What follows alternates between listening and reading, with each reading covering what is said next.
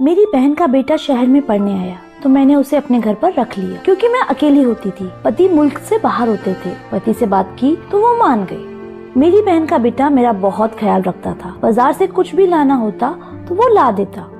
फिर मैं एक दिन बीमार हो गई और फिर मेरी बहन का बेटा कहता कि अब आप आराम करना। रात को वो मुझे दूध के साथ दवा खिलाकर चला जाता। जब सुबह उठती तो मुझे बहुत सुकून होता। एक दिन मेरे पेट में बहुत दर्द हो रहा था। डॉक्टर के पास गई। डॉक्टर ने कहा कि तुम गर्भवती हो। मेरी तो जान निकल गई और आसमान मेरे सर पर आ गिरा। मैं आश्चर्य से डॉक्टर की शक्ल को देख रही थी जो मुझ पर ऐसा धमाका कर चुकी थी कि मेरी सोचने और समझने की क्षमता ही खत्म हो चुकी थी। मुझे ऐसा लग रहा था कि मुझ पर आसमान ही आ गिरा हो। ऐसा कैसे मुमकिन था? मैं मान ही नहीं सकती थी। मैंने डॉक्टर साहिबा से कहा कि आपको जरूर कोई गलतफहमी हुई है, मुझे सिर्फ पेट दर्द की शिकायत है। वो मुझे देखकर मुस्कुराने लगी और मेरे सामने मेरी रिपोर्ट रख दी। कहने लगे कि 3 साल से तो आप मुझसे इस चीज का ट्रीटमेंट करवा रही हैं। अब आपको अल्लाह ने खुशखबरी सुनाई है तो आपको उनका शुक्रिया करना चाहिए। बेयकीनी से काम नहीं लेना चाहिए। मैं अपनी रिपोर्ट देखकर बदहवास हो गई थी। मुझे नहीं मालूम था कि मेरी जिंदगी में ऐसा भयानक मोड़ आ जाएगा। मैं तो सुनकर ही चकरासी गई थी। मेरी शादी को 4 साल हो चुके थे। मेरे शौहर की नौकरी बाहर के मुल्क में थी। वो साल में बस चंद महीनों के लिए ही पाकिस्तान आते थे और उस वक्त मेरी ख्वाहिश थी कि उस दौरान मैं उम्मीद से हो जाऊं ताकि मेरा दिल बच्चे में लग जाए। लेकिन हर बार मुझे मायूसी का ही मुंह देखना पड़ता था। लेकिन अभी तो वो परदेश में थे। मैंने डॉक्टर से कुछ न कहा, अपनी रिपोर्ट पकड़ी और मरे मरे कदमों से बाहर आ गई। मेरे दिमाग ने उस वक्त बिल्कुल काम करना बंद कर दिया था। ये कैसे हो सकता है? मैं और माँ। मेरे घर से क्लिनिक का रास्ता बस 1 गली की दूरी का था, लेकिन मुझे अपने कदम इतने भारी लग रहे थे जैसे मेरे कंधों पर कोई बहुत भारी बोझ डाल चुका हो। हम 2 ही व्यक्ति थे। घर में दूसरा तो कोई था नहीं। एक मैं और दूसरा माजिद, मेरी बहन का बेटा। मेरा दिमाग मुकम्मल तौर पर सोचने से कमजोर हो चुका था। क्या सोचती, कैसे सोचती? माजिद मेरा सगा भांजा था, मेरी सगी बहन का बेटा। अपनी सोच के ताने बाने से मैं अभी निकल भी नहीं पाई थी कि सामने घर का गेट देखकर मेरे कदम वहीं रुक गए थे। मुझे लगा था कि मैं क्लिनिक से यहाँ तक अपने बेजान वजूद को किसी लाश की तरह घसीट कर लेकर आई हूँ। मेरे गले में इस कदर ग्रह पड़ी थी कि मुझे सांस लेने में भी घुटन महसूस होने लगी थी। मैंने डोरबेल बजाई। माजिद ने ही दरवाजा खोला। मैं घर के अंदर दाखिल हुई। मुझे देखकर वो मुस्कुराने लगा। मेरे घर के अंदर दाखिल होते ही वो कहने लगा, खाला आज आपने आने में इतनी देर कर दी। मैंने पहले तो आपका खाने पर बहुत इंतजार किया लेकिन फिर मुझसे भूख बर्दाश्त नहीं हुई, इसलिए मैं तो खाना खा चुका हूँ। आपके लिए खाना लगा दूं? वो मुझसे बातें करता था। मेरी सबसे बड़ी बहन का बेटा जो कि जॉब के सिलसिले में यहाँ शहर आ गया था और पिछले कई माह से यहाँ मेरे पास ही रह रहा था। मेरे शौहर को भी इस बात से कोई एतराज नहीं था। मेरे शौहर मेरे कजन भी थे। इस रिश्ते से जीजी और माजिद भी बहुत बेतकल्लुफ से थे। माजिद के बारे में सब कुछ जानते थे, बल्कि वो तो बहुत खुश थे। उन्हें मेरी फिक्र नहीं सताएगी। खाला कहाँ खो गई हैं? माजिद की बात पर मैं चौंक सी गई। मैंने कहा, कुछ नहीं, मुझे भूख नहीं है, सर में दर्द है, मैं अपने कमरे में जा रही हूँ। मैं माजिद से यह कहकर अपने कमरे में चली गई। अपनी रिपोर्ट दराज में रखी और अपना बेजान वजूद लिए बेड पर बैठ गई। मेरी सोच खत्म हो चुकी थी। माजिद मेरा सगा भांजा था, मेरी बहन का बेटा। उसके बारे में मैं ऐसा सोच भी नहीं सकती थी। मैं बहन भाइयों में सबसे छोटी थी और आपा सबसे बड़ी। जब उसकी शादी हुई मैं उस वक्त 8 साल की थी और जब आपा के घर माजिद पैदा हुआ मैं 10 साल की थी। मेरे आपा का ससुराल काफी मजहबी था। 5 वक्त नमाज पाबंदी से पढ़ी जाती थी और माजिद भी नमाज मस्जिद में जाकर ही अदा करता था।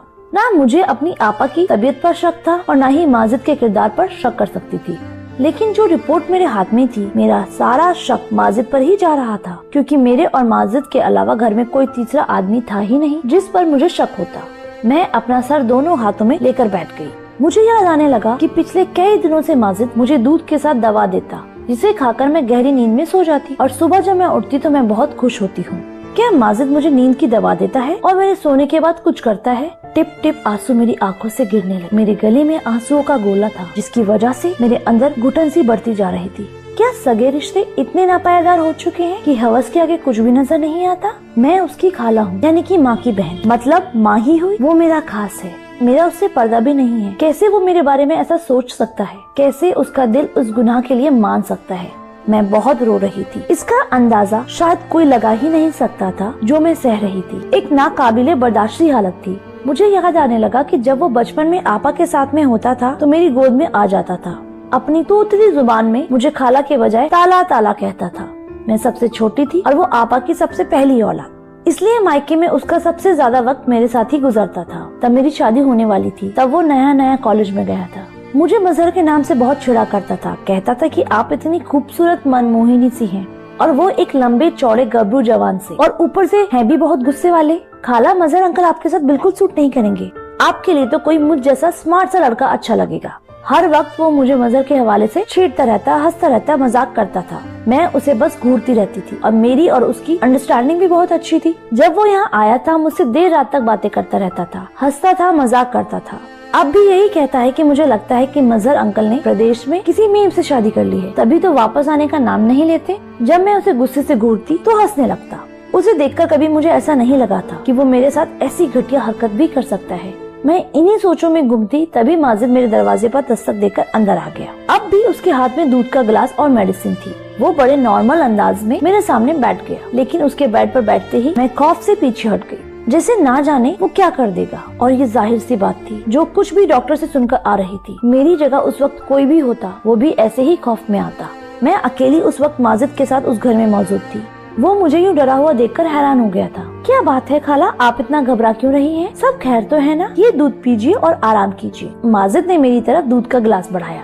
मैंने गिलास उसके हाथ से लेकर साइड पर रख दिया और सख्त लहजे में उनसे कहा, जाओ यहाँ से, मुझे नींद आ रही है। क्योंकि मैं जानती थी अब वो मेरे पास बैठकर अपने ऑफिस के किस्से सुनाएगा, और जब तक मेरी आंखें नींद से चूर न हो जाएंगी वो उठकर बाहर नहीं जाएगा। मेरे सख्त लहजे पर वो घबरा सा गया, कुछ हैरान भी था। क्या बात है खाला, आपकी तबीयत तो ठीक है? शायद मेरे रूखे लहजे से वो परेशान हुआ था। मुझे उस पर और भी गुस्सा आने लगा। कैसे कैसे ड्रामे वो मेरे सामने रच रहा था, जैसे बहुत मासूम हो, अनजान हो, बहुत नेक हो। पहले तो मेरा जी चाहा कि एक जोर से थप्पड़ उसके मुंह पर मार डालूं और फिर अपनी रिपोर्ट उसके सामने दे मारूं। देखो तुम्हारी शराफत का सबूत, और उसको धक्के देकर बाहर निकाल दो। लेकिन मैं चाहती थी कि उसे रंगे हाथों पकड़ूं, वरना वो मुकुर जाएगा। मेरे सर में दर्द है, मुझे तो बिल्कुल जगाने के लिए मत आना, मैं सोना चाहती हूँ। मेरे उकड़े लहजे के सामने वो चुप सा था और उठकर कमरे के दरवाजे तक चला गया। आप आराम करो, और हाँ, दूध जरूर पी लीजिएगा, खाना भी नहीं खाया हुआ है आपने। मुझे दोबारा से दूध पीने को कह के वो कमरे से बाहर चला गया। मैं वही तो जानना चाहती थी कि दूध और दवा खिलाकर ये कौन सा घिनौना खेल मेरे साथ खेलता है। मैंने वो दूध का गिलास लिया और उसे खिड़की से बाहर फेंक दिया, जो बाहर गली की तरफ खुलती थी, और मेडिसिन भी दराज में रखकर लाइट बंद करके कमरे में सो गई। अब मुझे उस वक्त का इंतजार था जब माजिद मेरे कमरे में आता है। 1 घंटा गुजर चुका था, लेकिन मेरे कमरे में कोई नहीं आया। उसका इंतजार करके तंग आ चुकी थी और मुझे नींद भी आने लगी थी, इसलिए सोचा कि खुद ही देखाऊं कि वो क्या कर रहा है। मैं उठ के अपने कमरे से बाहर निकली तो आंगन भी खाली सा था। सामने का कमरा माजिद का था। मैंने धीरे से जाके जब उसके कमरे का दरवाजा खोला तो मेरे होश ही उड़ गए। मैंने उसके कमरे का दरवाजा धीरे से बंद कर दिया और दबे पांव अपने कमरे में आ गई। मेरे जहन में वो वाकयात गुजरने लगा जब आपा का मुझे पहली बार फोन आया था। कहने लगी, माजिद शहर में नौकरी करना चाहता है, लेकिन तुम जानती हो कि मैं इस हक में नहीं कि उसे हॉस्टल में रहने की इजाजत दूं। कई किस्म के नौजवान होते हैं, मेरा माजिद सीधा साधा सा है, कहीं गलत लोगों में न फंस जाए, सिगरेट और दूसरे नशों का आदी न हो जाए। तुम तो जानती हो कि हमने कैसे उसकी देखभाल की है। मेरा बच्चा तहज्जुद गुजार है, लेकिन जहाँ लड़के रहते हो वहाँ 100 बुराइयां होती हैं। इसलिए अगर तुम उसे अपने घर में रख लो तो मुझे इत्मीनान रहेगा। उस वक्त तो मैंने बड़े ही फिराक दिली दिखाते हुए हामी भर ली थी कि माजिद मेरा भांजा ही नहीं बेटा भी है। जाहिर है वो मेरा सगा भांजा था और भांजे और बेटे में कोई फर्क नहीं होता। मेरा सिर दर्द से फटने लगा। मेरा भांजा उस वक्त अपने कमरे में बैठा सिगरेट पी रहा था। मेरी तरफ उसकी पीठ थी, इसलिए वो इस बात से अनजान था। मेरी आपा दिल की मरीज है। अगर वह सच जान जाएगी माजिद ने मेरे साथ क्या किया है, शायद सुनते ही मर जाएगी। लेकिन मैं सोच सकती थी कि माजिद को सुबह ही कह दूंगी कि वो अपने रहने का इंतजाम कहीं और कर ले। मैं उसे अपने घर पर नहीं रख सकती। मैंने अपना कमरा लॉक किया और सो गई। सुबह मेरा दरवाजा बड़ी जोर से धड़धड़ाया गया। मैं उठी और दरवाजा खोला। जब मैंने दरवाजा खोला, सामने देखा माजिद मुझे बहुत गुस्से से देख रहा था। दरवाजा क्यों लॉक किया था आपने खाला? उसका मुझ पर रौब जमाकर पूछना तो मुझे दबा के रख दिया। वो होता कौन था? मुझसे इस लहजे में बात करने वाला? उसे शायद तकलीफ इस बात की हो रही थी कि उसका रास्ता मैंने बंद कर दिया था।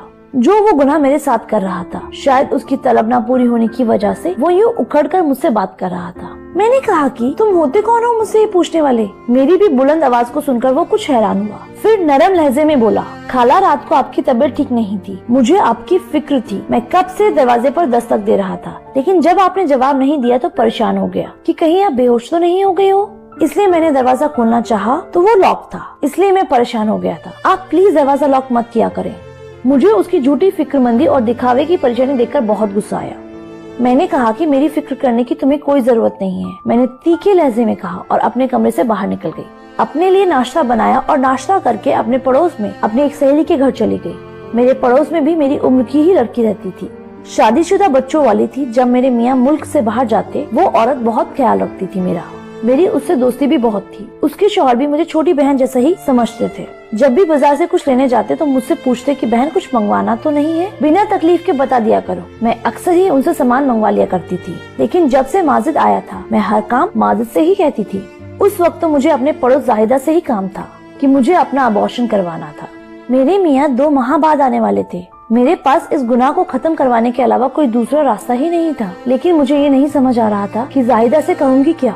ना जाने वो मेरे बारे में क्या सोचेगी, लेकिन मुझे किसी न किसी औरत की तो जरूरत थी, वो भी बिना सच बताए। मुझे यह कदम उठाना ही था, क्योंकि अगर आपा को मैं सच बताती हूँ तो वो सह ना सकती। अगर शौहर से सब कुछ कहती हूँ तो वो मुझे कभी अपनी पत्नी न मानता, मेरा घर बर्बाद होकर रह जाता। मैं एक ऐसी कश्मकश का शिकार थी कि मैं ही जानती थी। मैंने जाहिदा से कहा मेरे पेट में बच्चा है और मुझे उसका अबॉर्शन करवाना है, इसलिए वो मेरे साथ डॉक्टर के पास चले। वो मेरी बात मान गई। मैं अपने डॉक्टर के पास नहीं गई थी जिससे कई सालों से मैं इलाज करवा रही थी, बल्कि एक नई लेडी डॉक्टर के पास गई और उससे कहा कि वो मेरा एक काम आराम से कर दे तो मैं उसे ठीक ठाक पैसे दे दूंगी। वो लेडी डॉक्टर मान गई, लेकिन उसी रात मेरे साथ कुछ ऐसा हुआ कि मेरी रूह कांप गई।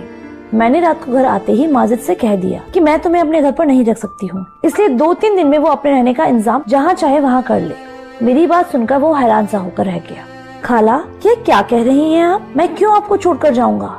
मेरा मसला नहीं है, मैं तो कहीं भी रह लूंगा, लेकिन आप अकेली कैसे रहेंगी? मुझे माजिद की मेरे लिए फिक्रमंदी भी खल रही थी। मैंने कहा मैं तुम्हारे आने से पहले भी तो अकेली ही रहती थी, जल्द से जल्द अपना इंतजाम कर लो। वो जवाब में कुछ नहीं बोला, लेकिन चेहरे से परेशान जरूर लग रहा था। मैं अपने कमरे में आकर सो गई। अब मैं कमरा लॉक करके सोती थी। कुछ ही देर में मैं सो गई, फिर मुझे कुछ होश ही नहीं रहा था। रात को जब मेरी आँख खुली तो मुझे लगा कि मेरे बराबर में कोई सो रहा है, लेकिन मेरे कमरे में बहुत अंधेरा था कि मैं उस शख्स को देख ही नहीं पा रही थी। बस ये नजर आ रहा था कि मेरे बराबर में कोई सो रहा है। मैं बुरी तरह से डर गई थी। मुझे जल्दबाजी में कुछ न सूझा तो मैं चिल्लाने लगी। अगले ही पल मेरे बराबर में लेटा हुआ शख्स उठकर बैठ गया। इससे पहले कि मैं बेड से उठकर जाती, उस शख्स ने मेरे मुंह पर हाथ रख दिया। अब तो मैं बदहवास सी हो गई थी। इससे पहले कि मैं अपने बचाव के लिए कोई उपाय सोचती, उस शख्स ने साइड पर रखा हुआ लैंप ऑन कर दिया। उस शख्स को देखकर मैं अपने होश खो बैठी थी। मेरे सामने मेरा शौहर था। मजहर कब घर आ गए थे वो भी बिना कुछ बताए। वो अचानक से आ गए थे। वो मुस्कुराने लगे, कहने लगे तुम्हें सरप्राइज देना चाहता था। जब मैं घर पहुंचा तो माजिद ने दरवाजा खोल दिया था। उसे मालूम था कि मैं आ रहा हूँ, लेकिन जब मैं कमरे में आने लगा तो कमरा लॉक था। मत पूछो, खिड़की के रास्ते से मुझे अंदर आना पड़ा। अजीब हो तुम भी, यहाँ कौन सा कोई गैर था जो तुम दरवाजा लॉक करके सोई थी? मजहर की बात का मैं क्या जवाब देती? मैं उस वक्त बहुत ज्यादा दिल बर्दाश्त हो गई थी, इसलिए मजहर के गले लगकर मैं बेतहाशा रोने लगी। वो तो मुझे यूँ रोता हुआ देखकर समझा कि मैं उसके बिना उदास हो गई हूँ, इसलिए यूँ उन्हें अचानक सामने पाकर रोने लगी हूँ। लेकिन हकीकत तो मैं ही जानती थी कि मुझ पर क्या बीती है। वो मुझे तसल्ली देने लगा। सुबह जब मैं उठी तो मजहर अभी भी सो रहे थे। मैं बहुत परेशान थी। आज मुझे डॉक्टर के पास अबॉर्शन करवाने जाना था, लेकिन मजहर की मौजूदगी में ये मुमकिन नहीं था। अब मैं यह सोचकर परेशान थी कि मजहर से क्या बहाना बनाऊंगी, कैसे बात छुपाऊंगी। मैं परेशानी से बाहर लाउंज में बैठी थी। तभी माजिद किचन से निकला। वो अपने लिए नाश्ता बना के टेबल पर रख रहा था और मुझे देखकर मुस्कुराकर कहने लगा, खाला कैसा लगा आपको अंकल का सरप्राइज? मैंने उसे नफरत से देखा और कहा, किस कदर ढीठ और ड्रामेबाज इंसान हो तुम। ऐसी मासूमियत से भरी अदाकारी कैसे कर लेते हो? शर्म नहीं आती तुम्हें? एक तरफ खाला कहती हो, दूसरी तरफ। मैं ये सब सहकर थक चुकी थी, इसलिए बिना लिहाज के मुंह पे जो भी आया उसे कहना शुरू कर दिया। और वो ऐसा ढीठ था कि अब भी मुझे हैरत से देख रहा था। कहने लगा, खाला क्या कह रही हैं आप? मुझे आपकी बात बिल्कुल समझ नहीं आ रही। मैंने ऐसा भी क्या किया है जो आप इस तरह से मुझसे बात कर रही हैं? माजिद की बात पर मैंने उसे ताजुब से देखा और अपने कमरे में चली गई। मजहर अभी भी सो रहे थे। दराज से अपनी रिपोर्ट निकाली और कमरे से बाहर आ गई। माजिद अब टेबल के पास खड़ा था। मैंने वो रिपोर्ट उसके मुंह पर मार दी, जो उसके चेहरे से टकराकर जमीन पर गिर गई, और कहा, ये पढ़ो और अपना गंदा चेहरा लेकर मजहर के उठने से पहले दफा हो जाओ मेरे घर से। मैंने गुस्से से दबे लहजे में कहा, क्योंकि मैं नहीं चाहती थी कि मजहर को इस बात की भनक भी लगे। माजिद ने वो रिपोर्ट जमीन से उठाकर खोली। जैसे ही उसने पढ़ा तो उसके चेहरे की रंगत उड़ गई।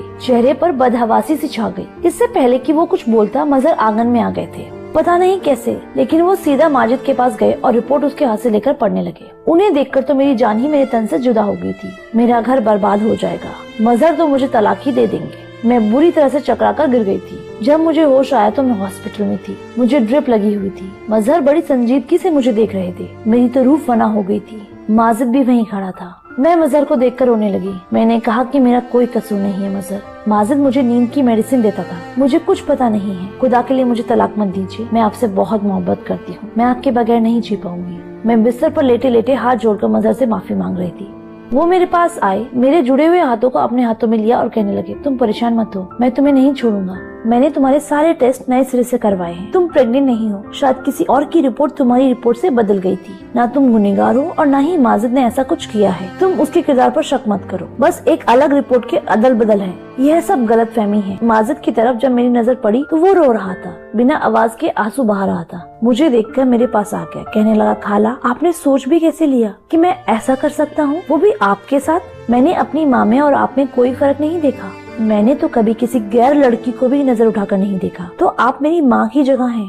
मैंने कहा कि मैंने तुम्हें नशे की सिगरेट पीते हुए देखा था। वो कहने लगा कि मैं नशे की सिगरेट हरगिज नहीं पीता। हाँ, कभी कभार अपना कमरा बंद कर सिगरेट जरूर पी लेता हूँ। आपका ख्याल इसीलिए रखता था कि मैंने अपना बचपन आपकी गोद में गुजारा है। इसीलिए जैसे मैं अपनी अम्मी के लिए खाने पीने और दवा का ख्याल रखता था, आपका भी रखने लगा। मुझे पता होता कि आपको मेरी वजह से तकलीफ होती थी तो मैं कभी भी यहाँ आता ही नहीं। वह रो रो कर अपनी बातों को वजाहत दे रहा था। एक गलत रिपोर्ट ने मुझे शर्मिंदा करके रख दिया था। क्या किया मैंने अपने भांजे के खिलाफ, ये नहीं सोचा था मैंने। लेकिन मेरे दिमाग में ये भी ख्याल नहीं आया कि अक्सर रिपोर्ट भी गलत निकल आती है। मैं सोच रही थी कि काश एक बार अपनी रिपोर्ट दोबारा से टेस्ट करवा ली होती तो ऐसा ना होता। धन्यवाद दोस्तों।